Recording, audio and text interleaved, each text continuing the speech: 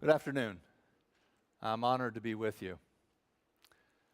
I love questions, and in the next few minutes what I want to explore is the way powerful questions can help us unleash our collective power.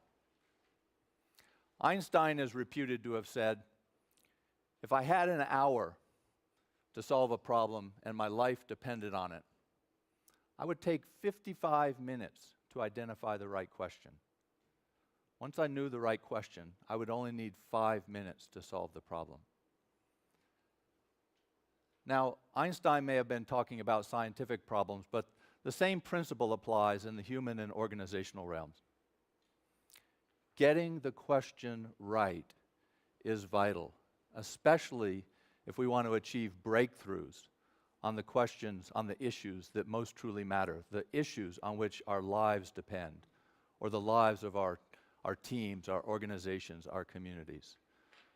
Powerful questions mobilize, focus, and direct our collective intelligence. And increasingly, in this time of extraordinary transformation, harnessing our collective intelligence is the key to our consciously creating healthy businesses, resilient communities, and vibrant cultures that are life-affirming and sustainable. So what do I mean by a powerful question? And what does working with a powerful question actually look like in organizations where I do most of my work?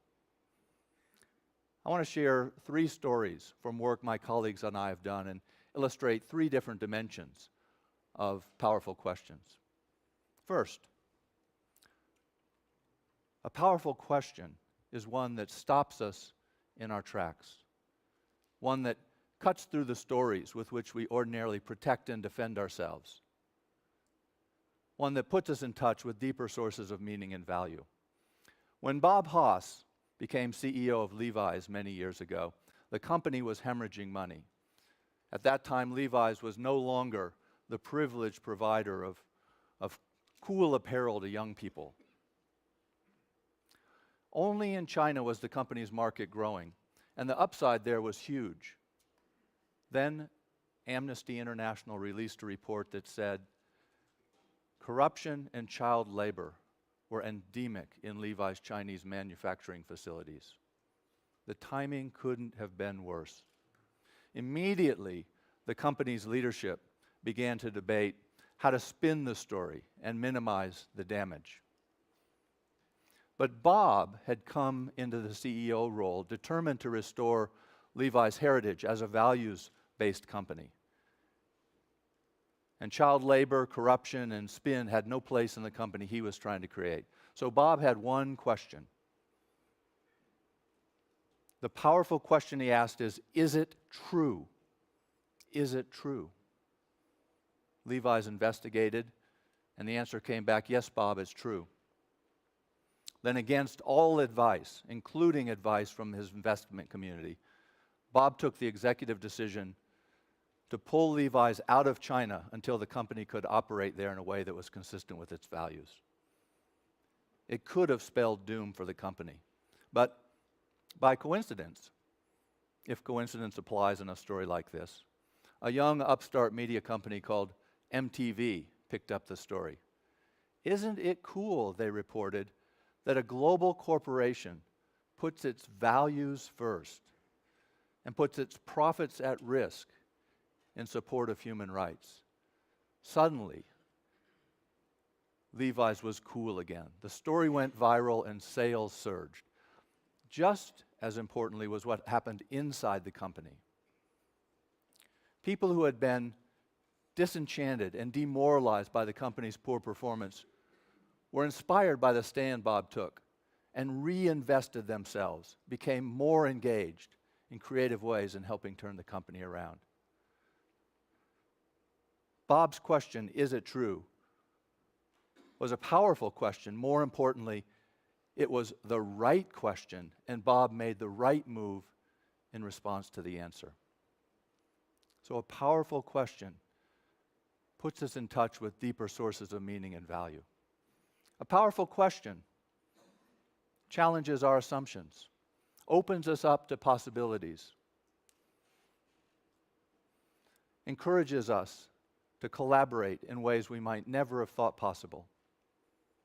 I worked for many years with Dee Hock, the founder of Visa, the credit card company, and industry groups and multi-stakeholder coalitions were constantly coming to us, seeking to find new ways to partner across the boundaries that separated them.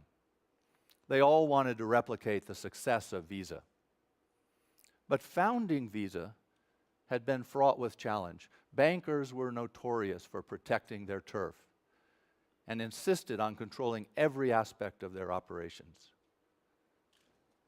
Dee only succeeded in moving the conversation that eventually led to the founding of Visa forward by focusing the group's attention first on this question: what can we only do together that none of us can do alone? What can we only do together that none of us can do alone? And then, if anything were possible, how might we collaborate to create the world's premier system for electronic transactions? If anything were possible. Breakthrough came because even in the face of ongoing resistance from members of his own working group, Dee kept insisting that the group look not at what was the way banks currently manage credit cards and tweaking that, but on what ought to be. And eventually, they came to see that if they were willing to relax a little bit of control and collaborate in a few very narrowly defined areas, they could create a marketplace far larger than any of them could have created on their own. By the way, Dee once told me he made 2 mistakes in founding Visa. And the first and most important was he didn't have cardholders and merchants at the table when Visa was established. If he had, the conversations would have been much different, and we might have avoided a lot of the problems we have with the credit card industry today. A powerful question challenges assumptions, opens up possibility, and invites us to collaborate in ways we could never have imagined. A powerful question taps into higher purpose. When our colleague Barbara Waugh was a global change leader at Hewlett-Packard, she was asked by the director of HP Labs to undertake an inquiry around this question: what does it mean for us to be the best industrial research lab in the world? Barb took that question out and talked with people in the labs all over the planet. Good conversations were had, a wide range of creative ideas were put forward, and productivity increased. Then one day, a young engineer came to Barbara's office and said, "Barb, the question you're asking is good, but I think there's a better one. The question we ought to be asking is, how could we be the best industrial research lab for the world? How could we be the best industrial research lab for the world?" A simple shift, one word, but it completely transformed the meaning of the question. Barb felt a shiver go down her spine, and when she took that question out, others had the same response. Everybody in the company, not just in the labs, wanted to be part of that conversation. There was a hunger to see what Hewlett-Packard could do, not just for its bottom line, but for the communities and cultures in which it operated. What does it mean for Hewlett-Packard to be for the world? What does it mean for my team to be for the world? What does it mean for me as an individual to be for the world? HP for the world, as this came to be known, spawned an enormous wave of creative and collective energy throughout the company. A number of major initiatives were created, and Barb herself went on to lead the e-inclusion initiative, which is still bringing digital technologies to the world's poorest people. So a powerful question taps into higher purpose. It travels well and it inspires ownership and engagement by those who take part in the conversation. So I want to suggest that one of the most important practices any of us can adopt is working with powerful questions. What does that mean? What does it ask of us?